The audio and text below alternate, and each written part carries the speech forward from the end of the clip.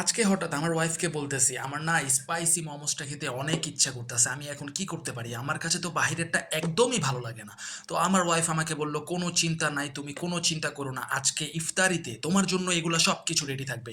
আমি তো এগুলা শুনে মহা খুশি। তো এর মধ্যে দেখলাম আমার ওয়াইফ কিছু মাংস কিমা কিমা করে এগুলার মধ্যে যত ধরনের মশলা দেওয়া দরকার সব কিছু মশলা দিয়ে এগুলা অলরেডি বিভিন্ন শেপে করে সব কিছু রেডি করে ফেলছে। তো আমার কাছে দেখতে খুব ভালো লাগতেছে, আমি এগুলা একটা একটা করে স্মৃতি হিসেবে শুট করে নিচ্ছি।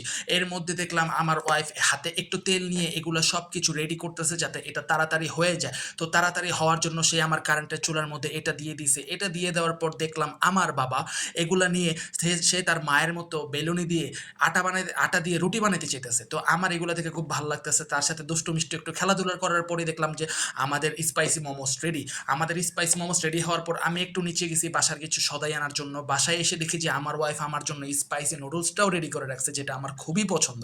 আর সাথে কিছু এক্সট্রা মোমোস নিয়ে নিছে, যেটা আমরা সস দিয়ে খাবো। তো এখন আমরা ইফতারির সামনে আনলাম। ইফতারের মধ্যে এগুলো সব কিছু রেডি করে আর কিছু অল্প কিছু ফল নিয়ে নিছি। তো এখন আজান দিয়ে দিছে। আজান দিয়ে দেওয়ার পর আমি আস্তে আস্তে খেজুরের পর শরবতটা খেয়ে আমি এগুলো ট্রাই করার জন্য একদমই ওয়েট করতে পারতাছিলাম না। তো তাই আমি মোমোসটা আগে সবার আগে নিলাম। মোমোসের প্রথম বাইটটা নেওয়ার পর ভাই ও বোনেরা আমি কি বলবো, এটা বেস্ট। মানে আমার ওয়াইফের হাতের এই হোমমেড মোমোসটা বেস্ট।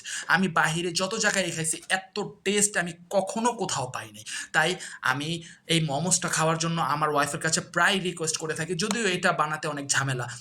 তো এই মোমোসটা খাওয়ার পর আমি যে নর্মাল মোমোস, ওই নর্মাল মোমোসটা একটু ট্রাই করব। না, এটা তো আরও দুর্দান্ত হয়েছে, কোনোটাকে আমি খারাপ বলতে পারতাছি না।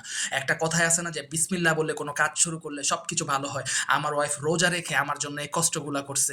মানে আমি আমি তার কাছে ঋণী। সে আমার ইচ্ছার জন্য সে এত কিছু করার জন্য রেডি থাকে। তো আমি এই মোমোস খাওয়ার পরে আমি নুডলস ট্রাই করি। নুডলসটা চমৎকার, এক কথায় দুর্দান্ত হয়েছে, মানে বইলা বুঝানোর মতো না। আপনারা অবশ্যই হয়তোবা আমার রিয়াকশন দেখে কিছুটা বুঝতে পারছেন। তো আমি এখন একটু ডিফারেন্ট করে খাবার খাওয়ার ট্রাই করতেছি। আমি স্পাইসি মোমোজের উপর স্পাইসি নুডলস দিয়ে একটু ডিফারেন্টভাবে খাওয়ার ট্রাই করতেছি। এটাও মানে আমি ভাবছিলাম খুবই অদ্ভুত হবে। ভাই ও বোনেরা বিশ্বাস করেন, এটার টেস্ট আরও আরও দুর্দান্ত। মানে আমার ওয়াইফ প্রথম যখন দেখছে বলতেছে, কি অদ্ভুতভাবে খাইতেছো তুমি।